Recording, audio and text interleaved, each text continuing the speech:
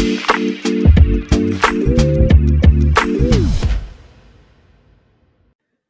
right, hello, and welcome back to another episode of the Chase Thomas podcast, where I'm still the aforementioned Chase Thomas, coming to you live from Knoxville, Tennessee. Joining me, my good friend down there in Tequila, Georgia, fellow University of North Georgia alumni, Matt Green. Matt, good evening, sir. How are you? Good evening, sir. It is good to be back. I'm sure Knoxville, Tennessee is still as high as it could possibly be. But yeah, man, just glad to be back. Talk week 8. It does kind of stink. And I mean, I know you were dealing with this a lot more than Tennessee to this point in the year. And now it's just, we were talking about it in the Sunday show, it's just that like you're in the bread and butter of your schedule now. Like every week's going to be meaningful for the dogs going forward, where you no more Saturdays where you can work on other stuff and bounce around and watch other games. You have to be fully invested for the next for just the rest of the season. And then Tennessee, this iconic big time win, get over the hump, and then you got UT Martin this week. And no offense to UT Martin and Coach Sampson's crew, but to the Warhawks, what are they? Something like Skyhawks, that? I want to say. Are they Warhawks? I think you might be right. I think they're Skyhawks. Skyhawk. It's some kind of hawk. Yeah. Yeah, I'm pretty sure it's Skyhawk. But yeah, it's kind of a bummer, and I feel bad saying that, but it's just when you're in the middle of the season, it goes back to your point where like get these out of the way early. Can you imagine the NFL season where you're just like deep into it, and then it's like Falcons versus NFL Europe or and you're just like, okay, this. I mean, it's a bummer to have these squashed in the middle of your season, but it's also like on the other side, this team needed a week off. It gives Cedric Tillman a week off. It gets all these DBs who are injured. It lets everybody heal up, gives some opportunities for guys who haven't been playing as much. I think it's better for the team, but it just sucks for all of us because it's just there's nothing like big time college football when your team's involved. Yeah, like I get it, obviously, from a team perspective. Like, get younger players playing time, get healthy, whatever, week off, like a bye week when it's basically not a bye week. But it's like that's no other sport does that. Like it's like in week 14, you just decide, yeah, we're gonna play. This is just gonna be a preseason game. Quarterback's only gonna play like the first quarter, and then we're just gonna bend. It doesn't really matter. It's just a weird thing. I feel like the SEC is getting away from them in November. Like if you look at this year's November schedule, like Georgia would always have like in November some combination of Auburn, Kentucky, like you said, Tennessee, Martin, and then Georgia Tech. And so it's like it's just with Georgia Tech also being bad for so long, it's like your season's basically ending the second week of November. It's just kind of a bummer. But yeah, and I was thinking about it too earlier, like because like the weather, I feel like it's getting so cold out. It seems like fall is like such a small window where it's like, this is like perfect weather. And Georgia never has a game in Athens around this time. It's like the second to last week of October is always a bye week. The last week of October is always in Jacksonville. And then it's like November starts and it's winter. And it's like, it's kind of weird that Georgia never has a home game in this second half of the month of October. Well, I mean, that's a positive though, right? Like I'm assuming you're happy with this development, and we'll see. Like, do you actually think they're going to move Florida, Georgia to a home and home, or do you think this stays in Jacksonville? I don't know. I think Kirby Smart seems to really want it to be a home and home series just because he's always talking about recruiting. And obviously Georgia's recruited as well as anybody, and maybe this Tennessee game, maybe that could change Kirby's mind, but it's probably more than anything going to be a data point for him. Like, look at what this Tennessee game is going to do for our program, for our national exposure. Like, College Game Day is going to be there. All the recruits in the Southeast that we're after, they're all going to want to be at this game.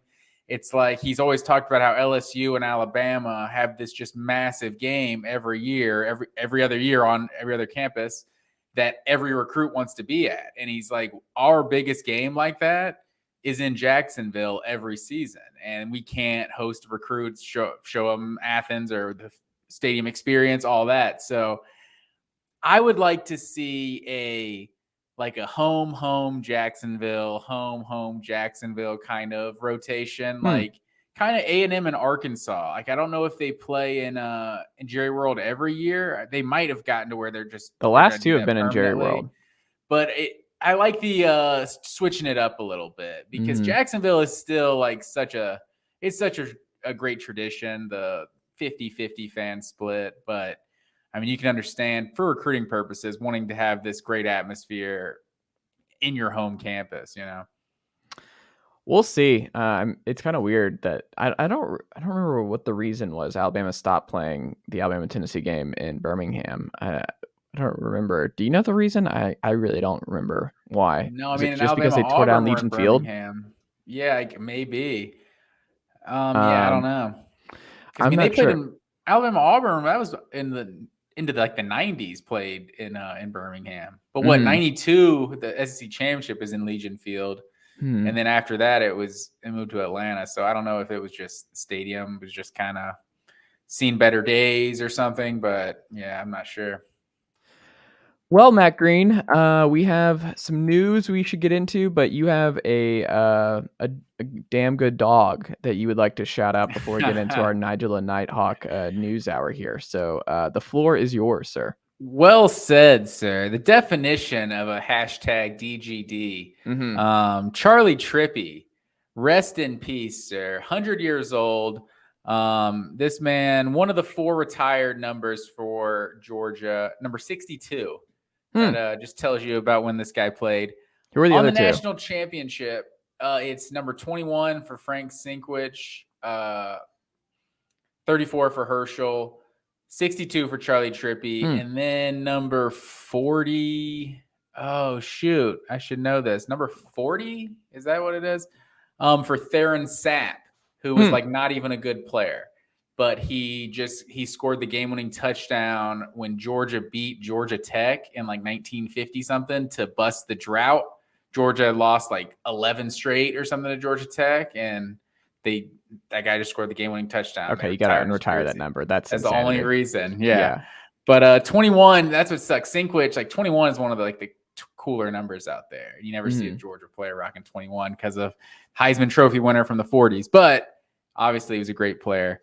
But Charlie Trippy, on the other hand, he was on the national championship team 1942, then won SEC Player of the Year 1946 after fighting in World War II because he's just a damn good American on top of being a damn good dog. But this man was the number 1 pick of the Chicago Cardinals 1945, signed the biggest contract in NFL history, 4 years, $100,000 to the Cardinals. He's in the College Football Hall of Fame and the Pro Football Hall of Fame. Only NFL Hall of Famer with 1,000 career passing yards, 1,000 career rushing yards, and 1,000 career receiving yards. So how about that? Charlie Trippy, damn good dog. Rest in peace, sir. I like it. Matt Green, my wish has been granted here. The Big 12, so Brett Yormark, the new Big 12 commissioner, he revealed that Texas and Oklahoma have committed to remain in the Big 12 through the end of 2025, sir. That is an absolute delight. Look, I don't like wishing my life away. I don't like when people are like, oh, I can't wait till so-and-so gets here or so-and-so. No, live in the moment, folks. Enjoy the present. Enjoy each and every day on this planet. That being said, now that you can just take away the Texas OU stuff, I mean, it hurts Georgia. Now it makes less sense that Georgia took off Oklahoma from their schedule, and Tennessee did it as well because they're not coming until 2025 now. Well, but Georgia wasn't going to play the next one until like 2031. Oh, was it going to be 2031? Okay. Well, I'm talking about. I don't know, when is Tennessee going to play? Was supposed to play the second one. Were they supposed to play back-to-back years? No, because it got rescheduled. Remember, it was supposed to be in 2020 when we were supposed to go, and then it got canceled and rescheduled for COVID. So I don't know when it actually would have. It's a good question. I think it was. We never got to see the juggernaut matchup of Georgia Virginia and the Chick-fil-A Classic either. Well, we get Virginia and Nashville, so start next year. We're not going to Provo. We're going to Nashville to play the Cavaliers in the almost hired by Tennessee Bowl of Tony Elliott versus. Scared of the Cougs, man. Scared of the Cougs. Look, man, I wanted to go. Like, I would absolutely be there. I'd probably go with my dad or something to Provo next year if that was the case. But you don't want to start Nico Maliava, true freshman, 5-star on the road in Provo in your opening game. You don't want to do that. But again, here now, Texas and Oklahoma staying in the Big 12 through 2025. We get to see how this looks with the Big 12 expansion starting next year. So we're going to get 3 seasons, Matt Green, of Texas and Oklahoma having to deal with UCF, who is cooking with fire. And we'll get into UCF in our pick'em this week with Gus Malzahn. They've turned the corner, dropped 70 last week.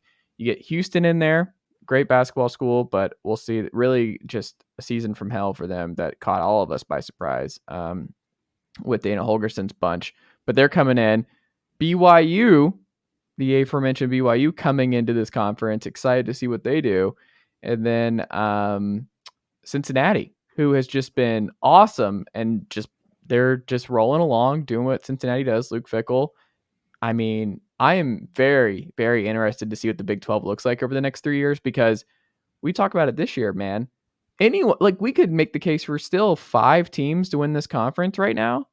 You throw in those 4 in the mix, I think it's just going to be anarchy the next 3 years in the Big 12. I mean, it is going to be so much fun, and a lot of it stems from Oklahoma just not being what Oklahoma was and Texas still being on the rise, that this conference, man, it's going to be wide open, and I love that those 2 are staying in the conference for 3 years. So we get 3 years of just some beefed up, crazy Big 12 football.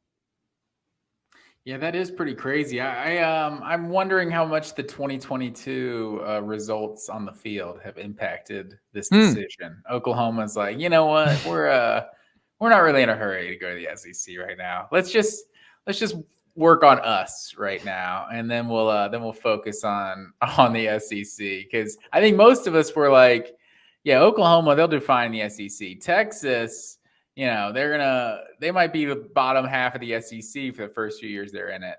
And so far with how 2022 is looking, I'm not sure. I'm not sure if Brent Venables is going to make it to the SEC at that point. That's fair. But we'll see. And a lot of Oklahoma fans just like, oh, Josh Heupel's not going. Like, that's not happening. It's not going to be the case. You don't want to believe that. No, I mean, it's got to be enticing. Oklahoma is one of the blue bloods of the sport. If they come calling, that's where. I'm sorry. What is Tennessee? If they're a blue blood, are we not throwing Tennessee in that sport, in that list? Tennessee is they're in that level below. I mean, the recent history isn't helping them. I think they're like 9th, 10th all time in college football and wins. Yeah, but blue blood. They're that level below. Oklahoma's like, I mean, Oklahoma's in that elite of the elite, all-time tradition and everything. They have like 7, 8 national championships. Like, they're a different level for sure. Like Ohio State, Oklahoma, USC, Alabama. I feel like they're kind of they're the true blue bloods, like we talked about. Like, you can't. It's not a new club you can join. It's like you had to be in this like 1970, or else you couldn't join the club.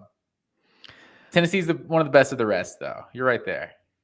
Oh, thanks for that, Matt Green. Well, we'll see what happens. Important.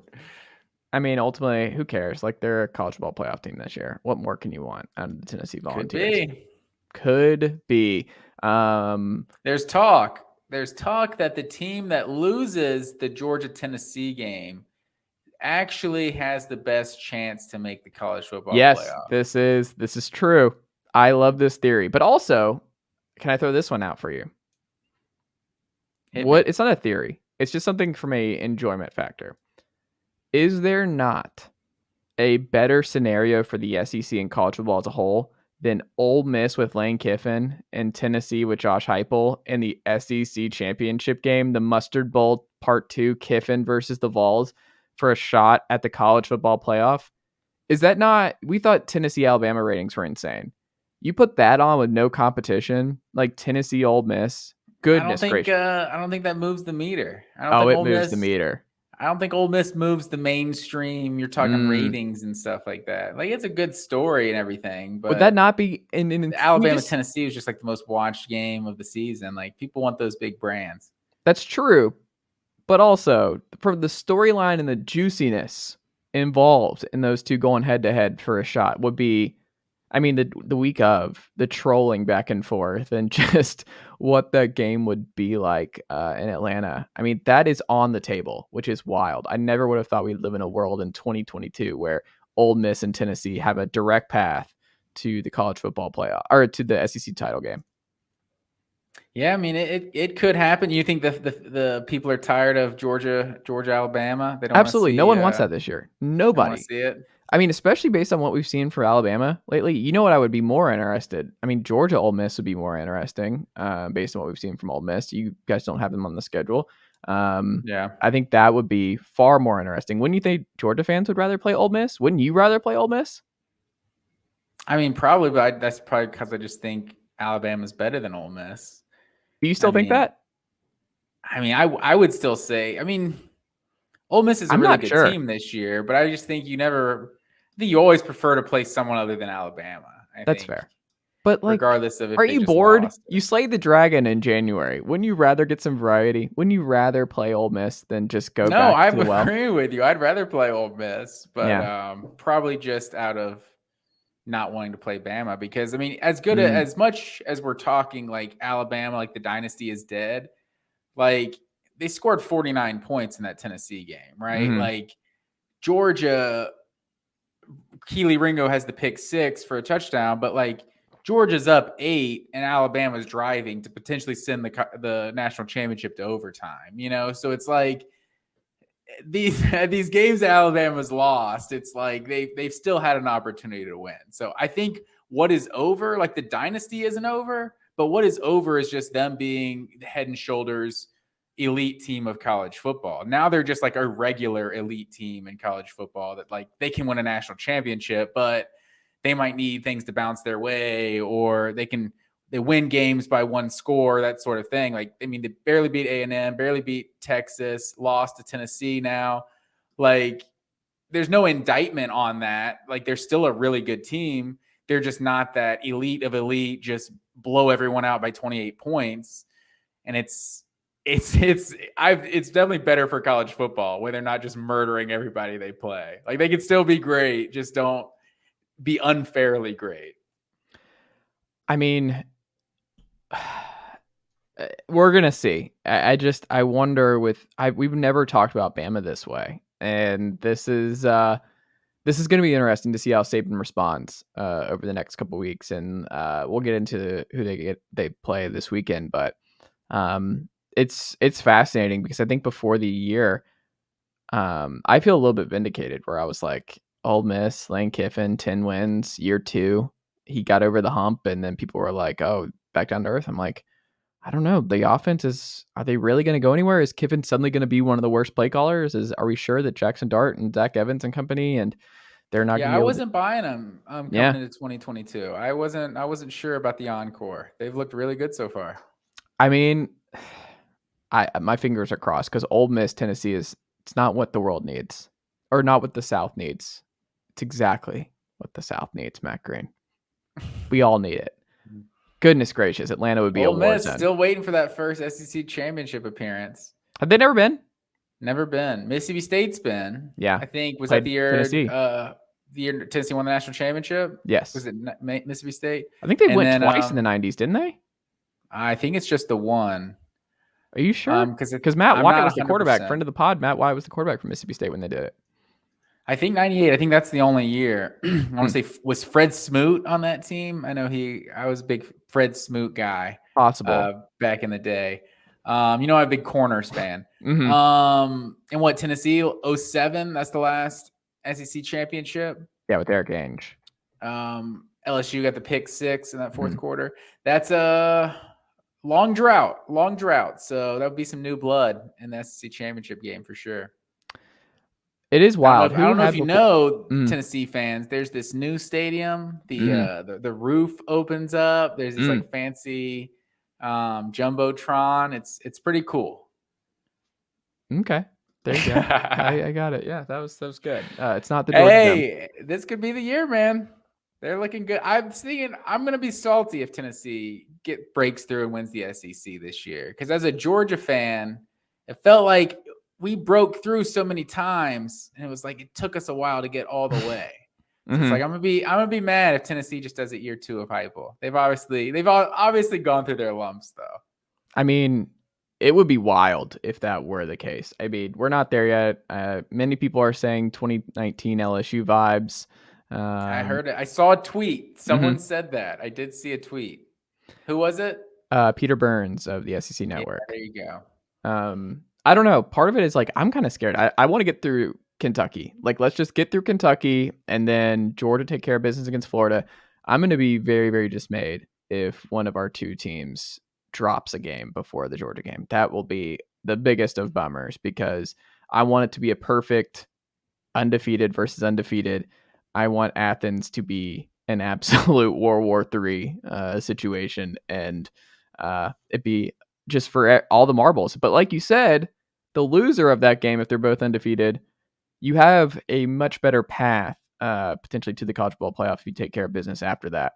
Well, if you think, sorry, go ahead. No, I think that it's a good theory, but it's still you'll need a lot of help. Like if you follow that line of thinking, you're still going to need a lot of help. Just maybe some help, maybe not a lot of. It's also with Tennessee, they definitely have the advantage of beating Alabama already. So if they don't go to the SEC championship and Alabama wins the SEC championship, well, you beat that team. Whereas Georgia, if they lose to Tennessee, don't go to the SEC championship, they don't necessarily have, I mean, they do have like the brand and like winning the national championship last year kind of in their favor. Like you can pretend like that type of thing doesn't matter, but like that plays a factor, you know, in people's minds. So it's like they have that a little bit of bias working for them. But yeah, like you said, there's going to need to be a couple 1-loss, maybe even 2-loss conference champions. Like the other one I was thinking about was Oregon. Like if Oregon runs the table, wins the Pac-12, it's like they'll be a 1-loss Pac-12 champion with their 1 loss being to Georgia. And if you talk about obviously if Georgia does have 1 loss, they'd probably have to get in over Oregon. But it's like if Tennessee has 1 loss to Georgia, depending on what their loss is, they lose by a touchdown and Oregon lost by 46 points. Like, I don't know. It feels like they want to give the conference champion the spot if they can justify putting the conference champion in. I think they do that. Like if that's like that feels like the easy argument. Like when you had Oklahoma and Georgia back in 2018, it was like, yeah, Georgia almost beat number 1 Alabama, but Oklahoma won their conference. Like we're going to put them in. Like that seems to be what they usually do. But I don't know. Need TCU to probably go down, and I think, like you said, you need to have UCLA for sure go down. I think that would be interesting though if a 1-loss Michigan to Ohio State being their only loss, and then missing the Big Ten title game versus Tennessee if they miss the SEC title game and their only loss is Georgia. What does the committee do there? Now that I think with that scenario, Tennessee's got that Michigan or that Alabama win. It's like Michigan, if they don't beat Ohio State, they smash Penn State. That's really the only win that's going to impress you on the whole schedule. So I tend to think Tennessee would get the benefit of the doubt. Like if it's a non-conference champion, like Tennessee, assuming Tennessee obviously doesn't win the conference in this scenario. But yeah, I feel like they would be the one that got the benefit of the doubt. I think the one that's going to potentially hurt the multiple SEC teams the most is going to be Clemson because I just think the ACC is just bad. Like I feel like it was like we talked about it like it was going to be a low key, like really good conference this year. Like they had 4 or 5 like dark horse contenders. And Miami, NC State have just both been bad. Like they just have a lot of like obviously Syracuse better than we thought, but I think this is just a bad conference. I think Clemson's going to run the table. So I think Clemson is going to get one of those 4 spots. And so I think that's going to make it tough because you have definitely, I think the Big Ten is definitely going to get one too. So I think it could be tough for multiple SEC teams to get in. Right. Like I think, like you said, I think Clemson's running the gauntlet. So they got 1, and I think Ohio State's in there. So I think for the other 2, you need that Big 12 and the Pac-12 to cannibalize themselves to have a 1-loss Pac-12 champion, I think gets in over a 1-loss I don't think Tennessee so. not playing. You don't think so? No, I don't think so. I guess it does it depend on who it is? Utah lost to Florida. Oregon lost to Georgia. I mean, like USC lost to Utah. Yeah. I mean, that's not a bad loss. It won't be as I good just of a don't think it'll loss be as that Georgia strong. or Alabama. Yeah, that's tough to say. I think it just feels like they wanna like get the Pac-12 involved if they can. Like, I mean, they haven't been involved since what, 2018? but they can't justify putting a Pac-12 team in. It seems like if you can justify making it as national as possible, giving all the conference, like you will. Yeah. But like last year, it's like you really couldn't. Like, you're not going to put a 2-loss Big 12 champion in, like a Notre if you want to Dame get team that didn't honest, really we have already any good probably know who wins. the 4 best teams are in the country, but you can't do it. You can't do the playoff this way. It's 1 Georgia, 2 Ohio State, 3 Tennessee, 4 Bama. Like, those are probably the 4 best teams in the country.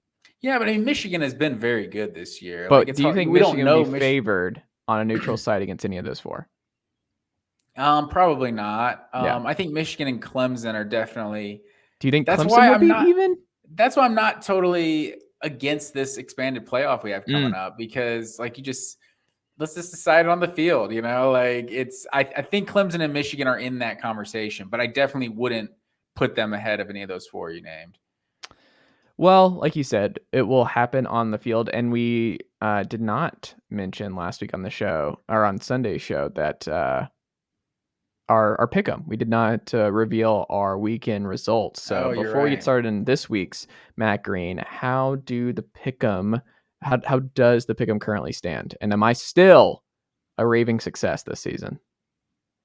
I would still have to say you are a raving success in your words.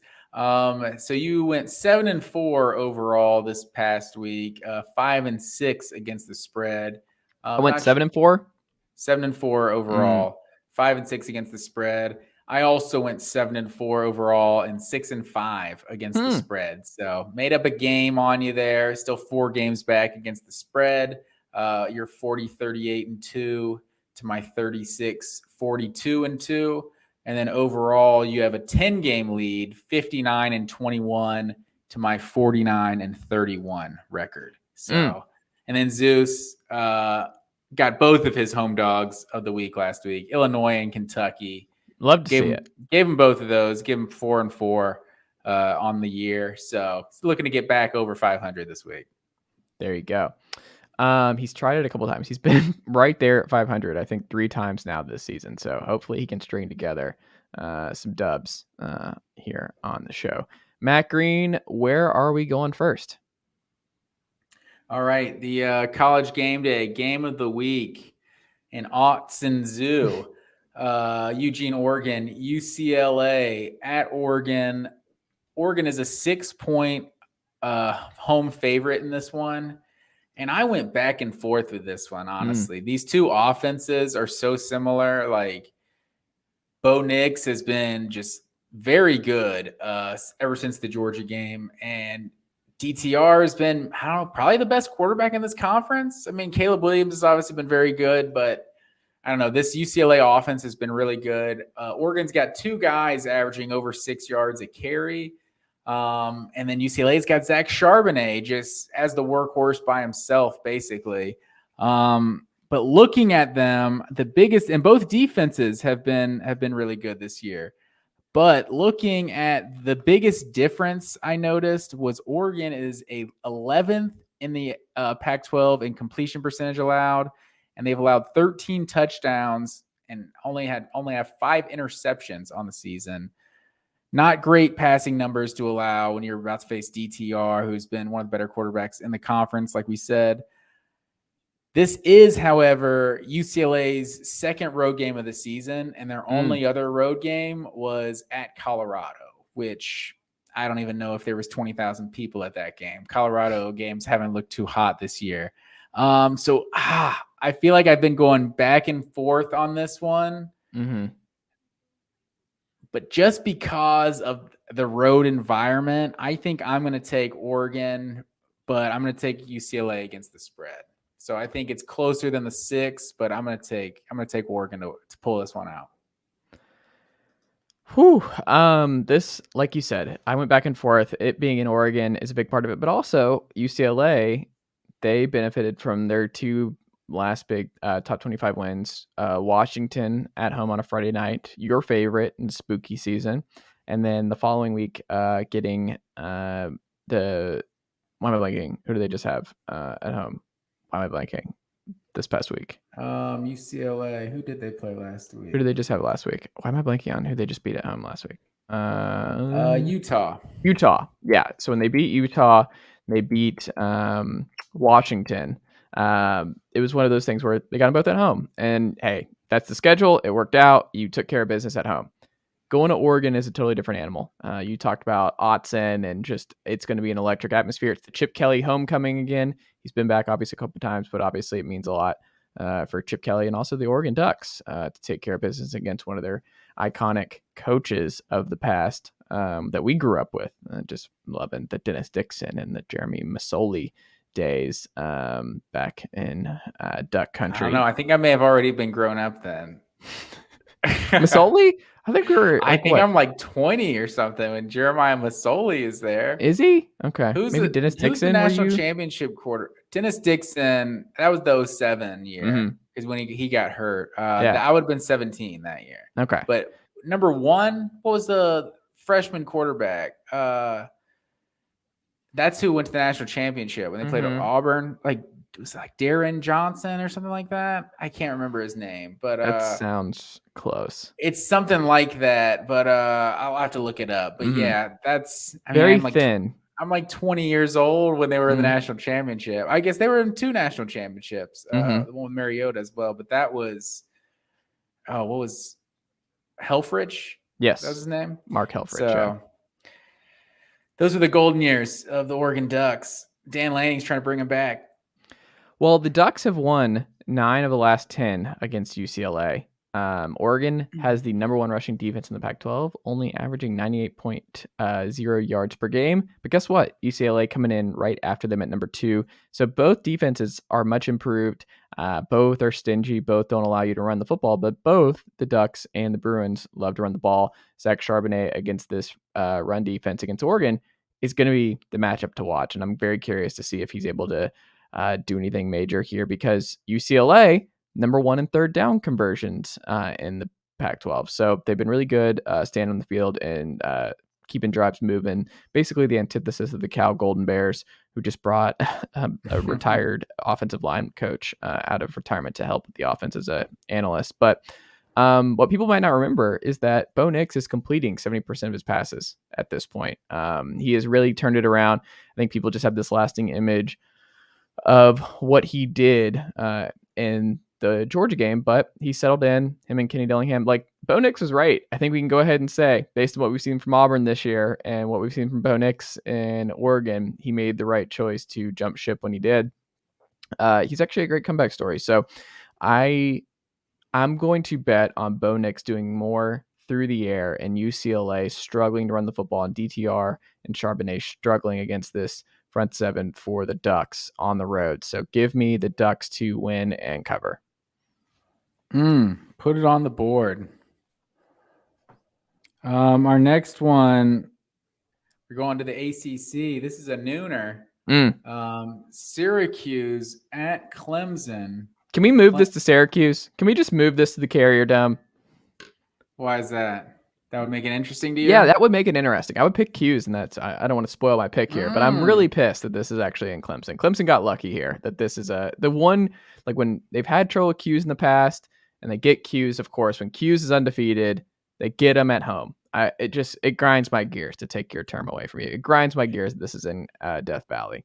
Hey, it's Peter Griffin's term anyway, so I'm not going to claim it. But yeah, like you said, Syracuse they're a 13-point dog on the road at Clemson. I look at this game and I like Syracuse this year. Their defense has been so good, which is why I don't think Clemson is going to win by 13. But I can't believe, like, people like don't look now, but like DJ Uiagalelei is having a really good season. Like, he's got 17 touchdowns, I think 2 picks on the year, over 300 yards rushing. Like, he's been really good for Clemson this year. I think every single week I feel like they've gotten a little bit better. And I just don't think Syracuse can be able to run the ball on Clemson. They're I think the number one run defense in the country, like giving up like 2 yards a carry. Like this defense, I don't see Syracuse scoring more than like 10, 14 points in this game. And I think it's going to take more than that to beat Clemson. I think it's like a 20-14 type of game. So give me the Tigers to take care of business, but not cover.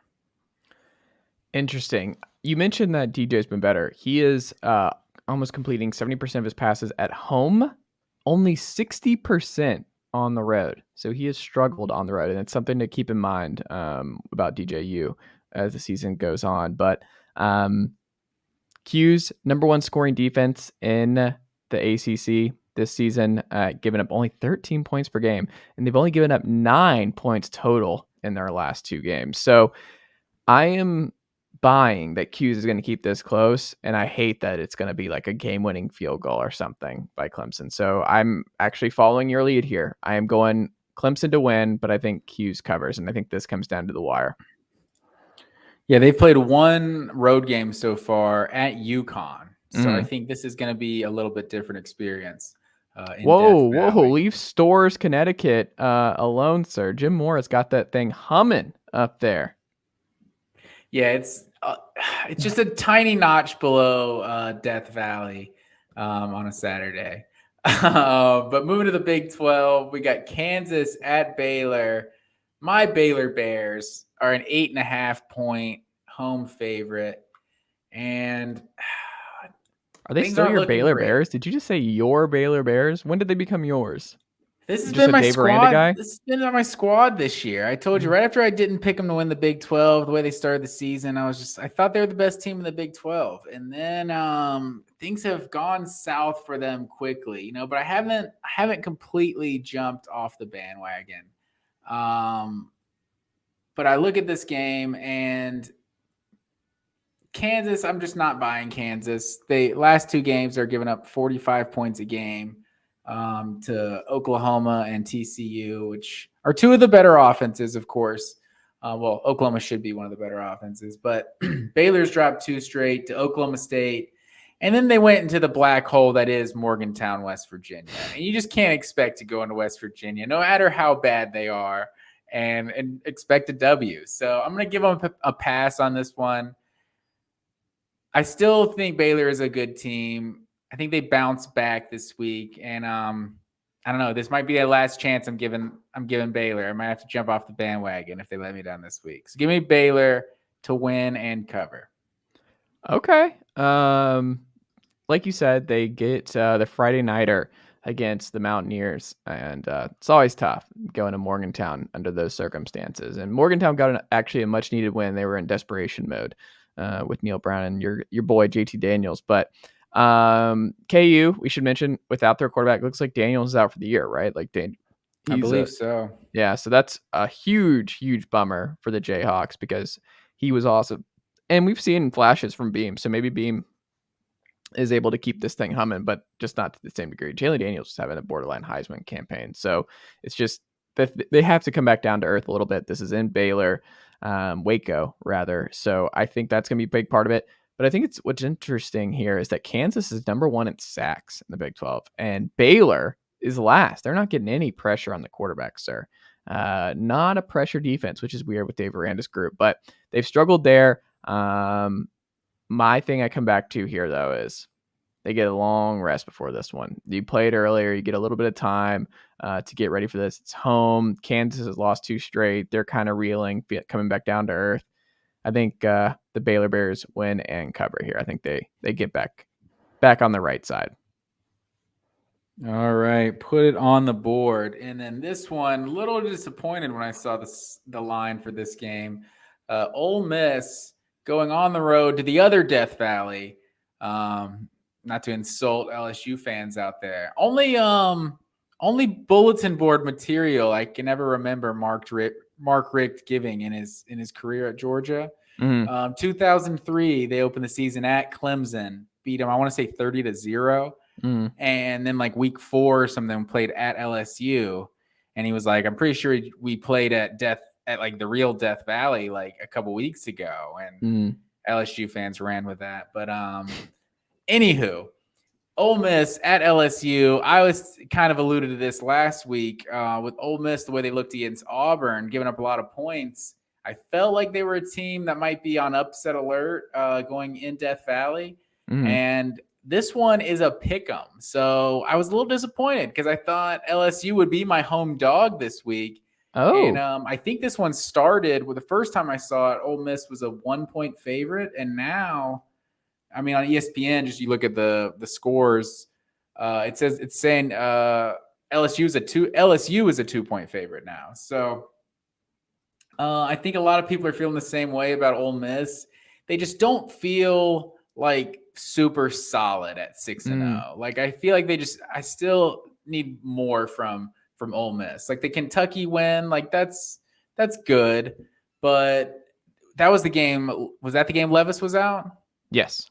No, Levis played that one. Levis missed the South Carolina game. That's right. So that's the best win we've seen so far from Ole Miss. But I just look at I'm a little worried about the Auburn performance last week. So they're another one. Like they've played 2 road games this year at Georgia Tech and at Vanderbilt.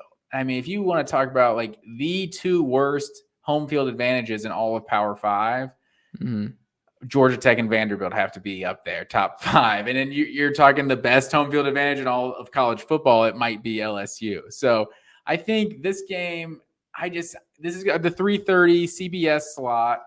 I feel like it's going to be a primetime atmosphere. I think LSU is going to come ready to play. So I think I'm going to call – I feel like it's still an upset, even though it's even. But I'm going to take LSU to win this one, knock off the number 7 undefeated Ole Miss Rebels. Wow, I didn't think you were going to do this. So Ole Miss won this game a year ago when they won 10 games. The home team has won 8 of the last 10 in this series. So that's something that's nice for the good folks in Death Valley. Ole Miss, though, number 1 in first downs from running plays. They've been able to do it with their 2-headed monster in the backfield, and that's going to be interesting here because the way Tennessee blew up LSU a few weeks ago was through the air, and LSU had no answers.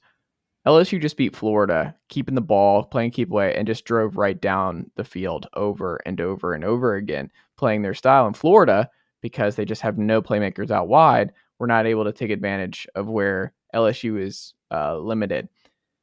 I think this is a bad matchup for Ole Miss. I don't like this for them. LSU is built to beat teams like Ole Miss. That's why they beat Florida. That's why they got crushed by Tennessee. I haven't seen enough out wide from Ole Miss. Jackson Dart has not had to win Ole Miss a game through the air yet. And I think this is his first challenge in terms of like, hey, we need you to win this through the air. You need to be the playmaker that we acquired in the portal and what you showed flashes of when you were at USC. And I don't know if he's going to do that. LSU wants Ole Miss to run the football at them. They want them to keep this on the ground. You can run, and we'll see. We'll see if they're able to play that game. It's a toss-up. I don't feel great about it, Matt Green, but I don't think this is where Ole Miss goes down. I think Ole Miss is still going to keep this thing going. I think LSU is going to go back and forth this year in a rebuilding effort, but I think Ole Miss gets it done. But I think this is going to be this to me, I think will be the most memorable game on Saturday in the SEC. I think this will be the big one that folks are glued to. All right, put it on the board. The next one, we go to the Big 12, Texas at Oklahoma State, and Oklahoma State is a 4.5-point home dog in this one. And I look at Oklahoma State, and this offense has been really good this year. I know Spencer Sanders, I think, is questionable in this one. I think he'll play, but I also know nothing, so take that for what it's worth. Jon Snow over here. In their 3 Big 12 games this year, they're allowing 33 points a game. They're also 126th in the country in pass defense. So they're scoring a lot, but they're also giving up a lot. And I just don't think that they're going to be able to stop this Texas offense, really. So I wasn't really impressed with Texas last week at Iowa State, but I think they're going to get their act together, and Oklahoma State's not stopping anybody. And I think this offense is gonna have a good day. So this Texas offense is going to have a good day. So give me the Longhorns to win and cover on the road. So that's interesting. Oklahoma State, they started off great. Spencer Sanders has been fun. The last time that the Horns were in Stillwater, they won in 2020. Obviously, a lot's changed on both sides since then, but Spencer Sanders, I got something for you. Against the Power 5, 6 TDs, 4 picks, 6 yards per attempt. He has not been at his best against big-time competition this year. So I think with a healthy Quinn Ewers and with the way Texas is playing right now, I think Texas should win this one on the road. So give me the Horns to win and cover. A lot of agreeing so far. It's not intentional, Matt Green. It's not intentional. We'll see. You already declared your strategy a few weeks back. We'll see. Don't besmirch. The listeners are on to you. Mm-hmm. Keeping it moving into the Big Ten, we got Purdue Boilermakers going to Madison, Wisconsin. Wisconsin's a 2-point favorite in this one. Wisconsin has won 15 straight over the Boilermakers. And I remember another 15-game losing streak that came to an end just a week ago. And the last quarterback to beat the Wisconsin Badgers for Purdue, who would you say that was? The Purdue quarterback the last time they won? 15 years ago. Kyle Orton? That is correct, sir. So Wisconsin has just not been good this year, averaging 170 yards per game on the ground. Not awful, but by Wisconsin Badger standards, absolutely terrible. And that's who they want to be, and they just haven't been that this year. I like Purdue. I think Purdue's one of the better teams in the Big Ten West.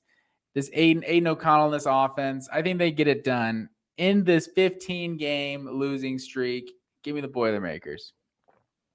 Make it Boilermakers. If that guy over there is Seabass. I think that's interesting because I'm not going where you're going. Wisconsin likes to pick off passes, but are they going to get the INTs against Aiden O'Connell and company? Is Purdue offense still humming? They're fine. Wisconsin 0-3 versus teams with a winning record. They blew it last week against the Spartans. I don't think this is still going well. I think it's fool's gold right now with Wisconsin. I think that streak comes to an end. Give me the Boilermakers to pull it off here at Wisconsin. So give me Purdue in an upset. Is it an upset? I don't know. Yeah, 2 points, sure. All right, put it on the board. I thought you were going Wisconsin. You tricked me in the first half there. You had me in the first half. Our next one, we go prime time in Tuscaloosa. Crimson Tide looking to bounce back from that loss in Knoxville last week. The 24th ranked Mississippi State Bulldogs, 21-point underdog at Alabama. What say you about this one? I would not want to be a Bulldog right now. I mean, that's rough. Back-to-back, going to Kentucky and then getting Bama the following week. I don't feel good about this one at all if I'm a Mississippi State fan. This is rough. And we said coming into the year, like there was a part of their schedule where you're like, man, Mississippi State could be really good, and they're still going to go like 8-4, 7-5 because the schedule is just brutal. And this is not when you want to play Alabama following a loss to Tennessee on the road. This is my lock of the week. Bama winning this one and covering here. So shutouts. The last two times the Bulldogs have gone into Tuscaloosa, shutouts in both occasions. They have another long win streak against the Bulldogs. So I don't think the Crimson Tide get back-to-back losses and 2 back long-term streaks broken in succession. Mississippi State 9th in rushing defense in the SEC you can run on this group. Chris Rodriguez almost ran for 200 yards on Mississippi State last week. Jahmyr Gibbs is just a much better version of Chris Rodriguez. Give me Jahmyr Gibbs and the Crimson Tide to run all over Mississippi State and win very comfortably. So give me the Tide to win and cover. So how many in a row has it been for Alabama? It's something, this one? I think it's longer than Tennessee, Alabama. Unless I'm mistaken. Last time, no. So they did actually beat Saban year one, 2000. It was year one, so it's 15 years for them too. 17 to 12 that year. So 14 in a row. Not 15, sir. Give me no. I'm not going to pick. I thought you were actually going to do it.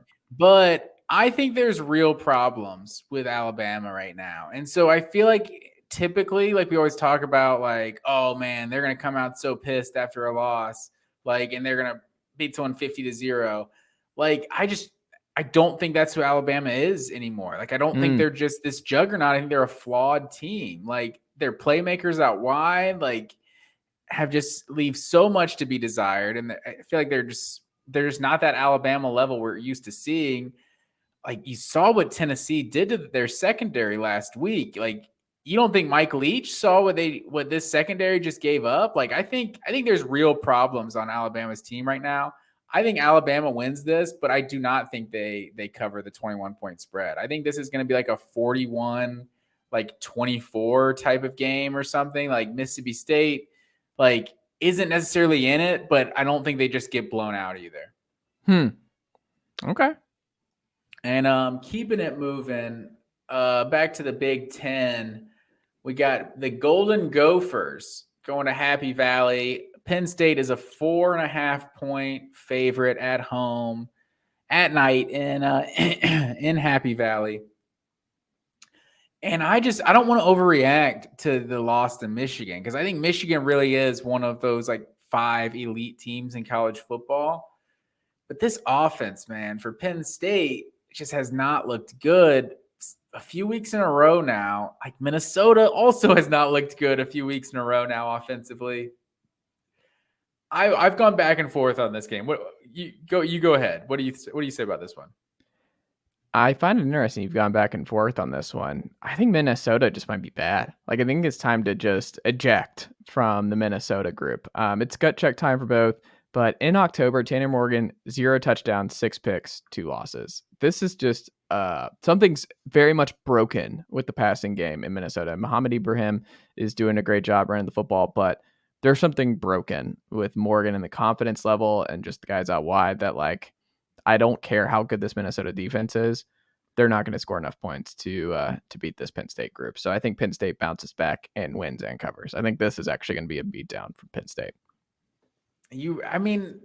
Penn State has scored 17 points each of the last 2 weeks. Like, Michigan's really good, but Northwestern, like, they're not a good team either. Like, Illinois, I mean, you look at Illinois, I think we don't necessarily give them the respect, but, like, they've been a really good team this year, especially defensively. I don't do it. I think I'm going to go with Minnesota. I haven't been impressed with Penn State. Like, I thought, like, defensively, yeah, they're still good, but I like this Minnesota team defensively as well. So both of these quarterbacks just need to improve. I feel like this game, the winner of this game is going to score less than 20 points. I think this one's going to come down to the wire. It's going to be ugly, and I'm gonna pick the Golden Gophers to do it. Go on the road, get the upset. Wow, we disagree again. There we go. A&M. Going back to the SEC, A&M and South Carolina, the Gamecocks have never beaten the Texas A&M Aggies. They're played every year since 2014. Both of these teams coming off bye weeks. I went back and forth on this one as well. I think A&M just has not looked very good. Obviously, the 2 straight losses to Mississippi State and at Alabama. South Carolina's coming off a big win at Kentucky without Will Levis. Oh, man, you look at Haynes King. He's been so average, if not just bad. Spencer Rattler, probably hasn't even been average, like 5 touchdowns, 8 picks this year. Marshawn, these running games have been the bright spot of both teams. And I guess A&M, as much as we've hyped up their defense, like you look at the numbers and their defense, you ran all over them. They have one of the worst run defenses in college football this year. They really don't. I was a little surprised looking at the numbers about their defense. And that's what South Carolina's going to want to do. Marshawn Lloyd's having a really good year so far, and I think this is going to be it. I think this is the home dog of the week. If South Carolina can't beat this Texas A&M team, I'm not sure they ever will. So I think Shane Beamer really needs this win. Like this is a bad Texas A&M team. Like honestly, like I don't think they're going to be this bad for a while. I think their program's headed in the right direction. They just do not look good offensively this year. And if South Carolina wants to get to 8-9 wins or so, like they think they can, I think they're going to have to get this one. So give me the Gamecocks home dog of the week to win this one. Can't believe you did it. What are you doing, Matt Green? Are you just trying to throw away this thing for me? They got to go into Williams-Brice Stadium at night, sir. Oh, my God. Do not take it lightly. I am taking it lightly. And also, people forget, co-coach of the year in 2021, Mr. Shane Beamer. How's it going? How is it going in South Carolina country versus Tennessee right now? I seem to recall me scoffing at the idea that this was a close thing and that this should have been a co-coach of the year thing. And I think both programs in a very different trajectory. I was told Spencer Rattler, preseason, best quarterback in the SEC. To be fair, if you look at their schedule, like from a preseason wins, losses standpoint, Arkansas and Georgia are not 2 games they should have won, and they are 4-2 right now. Tennessee beat Florida. They go to Pitt. They beat Bama at home. What do you mean? We're not comparing South Carolina and Tennessee. If you're going to give them co-coach of the year, year 2 for both. That was last year. You have Spencer Rattler. You could have done this with Hendon Hooker if you had the personnel, you had the system, you had the scheme, you had we're not comparing 2022 Tennessee and 2021 South Carolina. We're talking. No, I'm saying 2022 South Carolina. This offense was supposed to be explosive and fun. But I'm saying he won 2021 co-coach of the year or whatever. Yeah. We're talking 2022. They're obviously not as good as Tennessee. But I'm saying they lost to Georgia and Arkansas, and then they've beaten They didn't just lose to Georgia. They got absolutely obliterated by Georgia. I mean, that's true, but we're also talking about Texas A&M here, who obviously they almost beat Alabama. But they also lost big to Mississippi State. They lost to App State. Like, this is not a good football team. Like, also, App State's also better than South Carolina. I mean, I don't know. That's possible. But someone at Texas A&M should talk to the SEC office. There should never be a time. They do have a bye week last week. Yeah, that's important. They had a bye. But South Carolina did too. But there should never be a time where someone plays 3 straight road games. Like that's garbage. They gotta take that one up with the SEC office. Well, they've lost 2 straight. South Carolina's won 3 straight. The Aggies are last in scoring offense in the SEC, which is not where you want to be. But South Carolina only averages 20 points a game versus Power 5 competition. If you want to be in a dogfight, this is the team that A&M should absolutely beat, because South Carolina's not going to just run away with this one. Their high-powered offense that does not exist is not going to be a problem here. So, no, give me the Aggies to win and cover. This is, I'm not going to lock it up for the week, but you can all miss me with this South Carolina stuff. Like, no, they're going to be lucky to make a bowl game. No one's hyping up South Carolina. People are picking South Carolina in this one. You just pick South Carolina over the Aggies. I want that to be clear. This is an indictment on Texas A&M. This is an indictment on Texas A&M. You just have a bone to pick with Texas A&M for being this bad this year. I mean, I think they just haven't been a good team. Just fraudulent. I don't think good team. I think if you're not a good team and you go on the road in the SEC, the results usually aren't good. So I think they're very flawed. I don't have much idea what to expect from them week in, week out, because they got dominated by Mississippi State and then almost beat Alabama. Like, they're just there's no rhyme or reason really to this team, and it's a hostile environment. This is going to be This is going to be a rowdy atmosphere in Williams-Brice, which is an underrated home field advantage in college football, in my personal opinion. Gotta love the Sandstorm. Can't wait for it in a month from now? Can't wait to just walk into the Sandstorm and blow the doors off those South Carolina Gamecocks.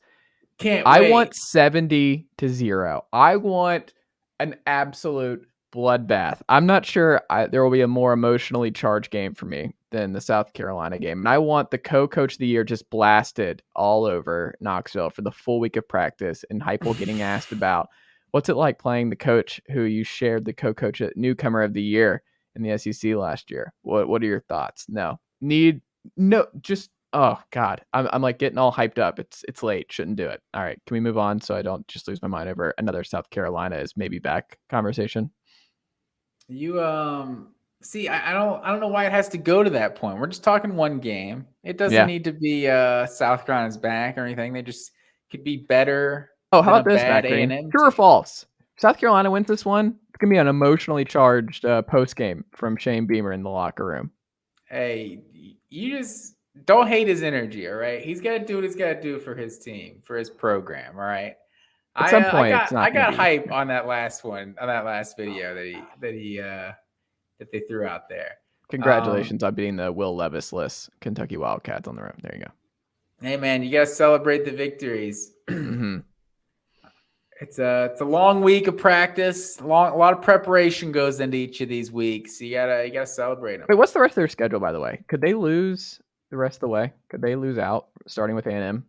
You're I feel talking like their South schedule's Carolina? tough, right? Oh, they have Vanderbilt still. That's it. Okay.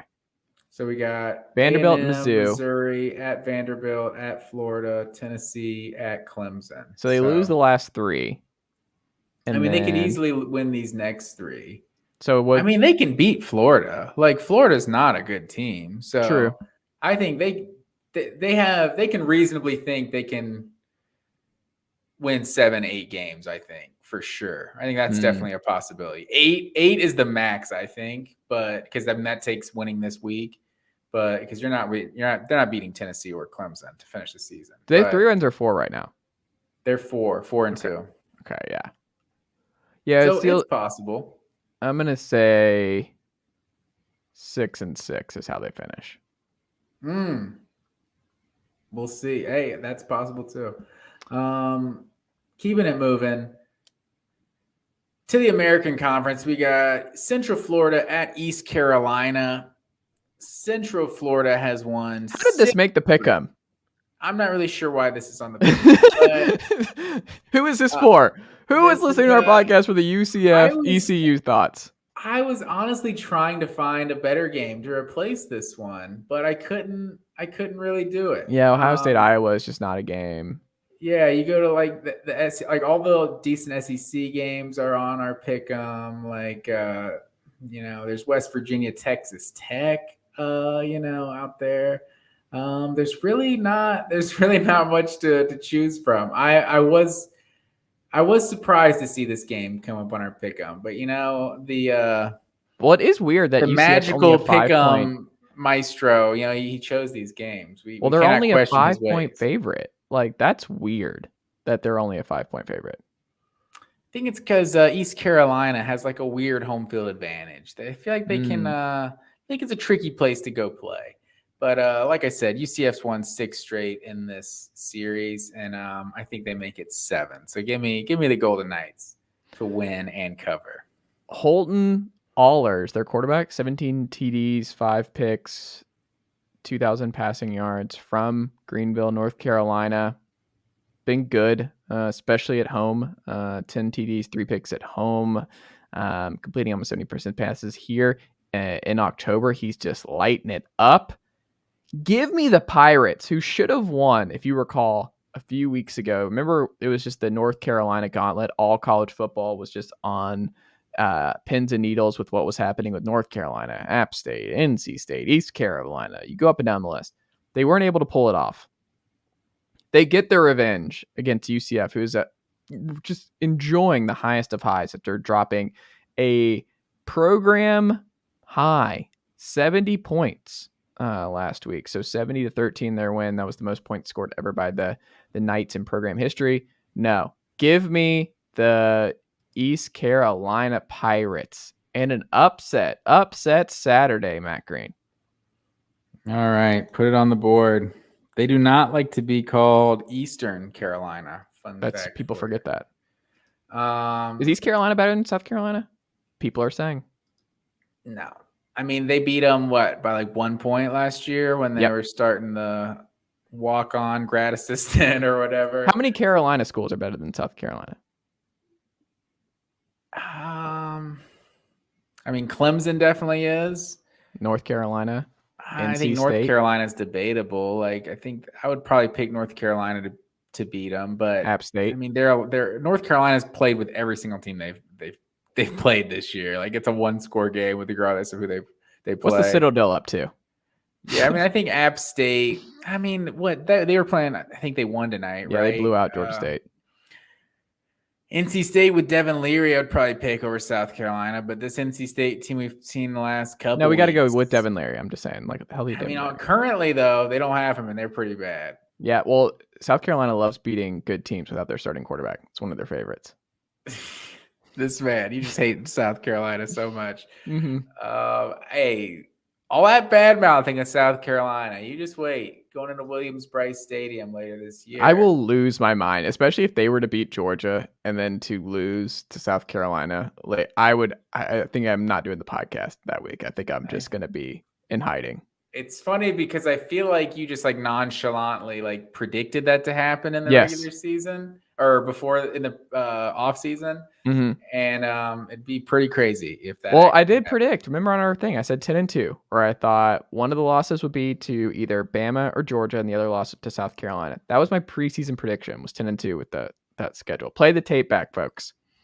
But the way you just said it, like, yeah, I can understand. I can live with 10-2. You know, yeah. Lose but now to Georgia, I'm here. Alabama, now I'm undefeated. And now then it's maybe different. South Carolina drop a game they shouldn't lose to. Yeah. It's going to be an absolute meltdown if they're number 5 and talking about making the playoff without making the conference championship or something, and then dropping to South Carolina. That would be absolutely catastrophic. But it's a long way away. Who knows? They might be number 1 and South Carolina knocks them off and ruins their shot to play for the SEC. Although they'd have the one game buffer. They'd have the 2-game lead over Georgia, basically, if they beat them. But we'll see. We're a long way away from that. The last thing I have to say about Georgia, Tennessee, Georgia's got Florida. And just because of the Florida game, I feel like Georgia can't overlook Florida. It's just like such an event. It's like a Super Bowl neutral site type thing. The Kentucky game for Tennessee definitely feels like a game you could overlook. Like that seems like a game you could be looking ahead, because everyone looks ahead on Kentucky because no one respects Kentucky. And it's like once you disrespect Kentucky, that's when they can creep up and beat you. But keeping it moving, that's all I'll say. We got a lot of time to talk Georgia, Tennessee. Our last one on our pick, Kansas State at TCU. You are no longer a Kansas State guy. You jumped off the bandwagon. You can't jump back on. And I won't. They're averaging 28 points a game this year. They are allowing 16, which I think is the best in the Big 12 so far this year. TCU has given up 400 yards a game defensively, which surprisingly isn't the worst in the Big 12. A lot of big numbers getting hung on some Big 12 defenses this year. I think that's like 4th to last in the Big 12, but they're 1st in the conference and 3rd in the country with averaging 45.8 points per game this season. I think Kansas State is a good team. I just do not I don't see TCU running the table, but I don't think this is where they get tripped up. I think I'm going to continue to believe in Max Duggan and this offense. Like they're averaging over 525 yards a game. Like this offense has just been ridiculous. Balance, running and passing. I'm gonna pick TCU to keep this thing going, move to 7-0. I'm also picking TCU to win this one. This is going to be the ultimate passing versus rushing game, where it's just like the elite rushing team versus the elite passing team. And in the modern sports era, I'm going with Quentin Johnson and Max Duggan and the offense to score too much for the Kansas State Wildcats. I think this is where their luck runs out in TCU. It's gonna be cool. I think they're doing a blackout. This is gonna be the game to watch Saturday night. So are they doing a blackout? That's what I thought I saw. Because I fully support a blackout. Because these games are uniform talk now for the podcast. We got a purple team versus a purple team. This is when the fan base, one of the fan bases, needs to come together and say, hey, we're not rocking whatever color. Insert your whatever team color conflict there's going on. TCU rocking all black for this game is perfect. They are wearing all black. Yeah, that's what I thought I saw. Like Syracuse, every Syracuse fan that goes to the Clemson game should be rocking Navy. Like they should be rocking some Navy helmets, Navy pants, that sort of thing. Just like you're not orange for a weekend. You just rock the Navy. Like or maybe this is Clemson busts out the purple this week, and Syracuse is rocking orange. Something like that. I don't know if they choreographed this together, but did you like the Space U uniforms that UCF wore last week? No, man. Those are so lame. No, not all. What I did like was that last year or 2 years ago when they rocked everyone had the UCF logo on the helmet, but then it also had like the state they were specifically from. So like everyone's helmet was kind of different, had like the state like shape on it. It was kind of a cool thing they did, but no, the Space U thing, like that's so corny. I can't. Not a fan. So Okay. that's been your uniform talk for the week. So yeah, let's both take TCU to win and cover. So we got a few disagreements in here, but did you know Oregon's wearing pink, by the way? No, I did not know that. Yeah, for breast cancer. Is it like a pink out or something? Yeah, stomp out cancer. Hey, I hate cancer as much as the next guy, but I hate the pink uniform stuff. Like it looks good. I'll send these to you too. No, these look good. They're pink and yellow. I won't stand for it. Won't stand for it. Look at this guy over here. Won't do it. I don't care what the cause is. Wow. Matt Green, uniforms above all. Matt Green, pro cancer? No. Oh my God. Also, I will say the Oklahoma black uniforms were awful. I don't know why they were wearing those. Those were they're like gray, right? Yeah, like charcoal gray. Those black. Oh, terrible. What are you doing? You're Oklahoma. I've when I lost faith in uniform and humanity when it comes to uniforms was however many years ago, once the Boston Celtics started rocking alternate uniforms, I was just like, there's no hope anymore. Did you watch them last night? See the Celtics playing? I was like, what team is this? They were like the Cleveland Cavaliers. Like when LeBron was there, they would like change their uniforms every other year or every other week, honestly. I think they rocked like 12 different uniforms while LeBron played for the Cavs. Like, I don't know. Once the Celtics started changing their uniforms, like that was nothing else is sacred. It's like Alabama, where they're going to put a logo on their helmet. Like, just couldn't do it. Well, Matt Green, I think that does it for our pick'em this week. Anything else you wanted to hit before we wrap up here on a Wednesday night? That's all I got, sir. I'll enjoy my actual bye week. Tennessee fans, enjoy your basically bye week. And November 5th, we're only a few weeks away.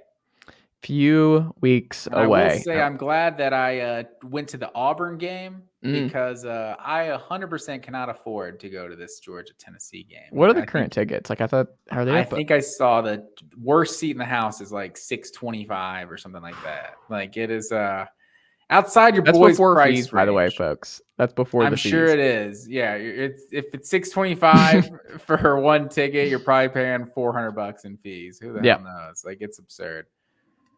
But yeah, because I go to like 1 or 2 games a year. It's like I want to have good seats when I go. So it's like I'll pay a little extra. It's like the one game I'm going to. But like the seats that I want for this game are probably going like $900,000. Like who the hell knows? Man, no, you got in at a good time. Sir. Saw my game. Enjoyed the experience. Now I'll enjoy it from the couch. Keep track of the other games going on around the country. There you go. Don't forget, folks, check us out on YouTube. Subscribe below as this notes on this very page, youtube.com/ChaseThomasPodcast. Like, subscribe, all that good stuff. Leave us a rating and review on Apple Podcasts if you are an Apple Podcast listener. And if you are a new listener, make sure you hit that subscribe button so you never miss a future episode here on this very program. It's a daily national show here on the Blue Wire Pod Network. So check us out. New content each and every day right here. Check out chasethomaspodcast.com. Bookmark that for all the links and important notes for the new episodes. And as always, you can email this show at chasethomaspodcast@gmail.com. For that guy down there in Tequila, Georgia, Matt Green, for myself up here in Knoxville, Tennessee. That is all we've got, and new episodes tomorrow. So look out for that. Until then, talk to y'all soon. Yes, sir.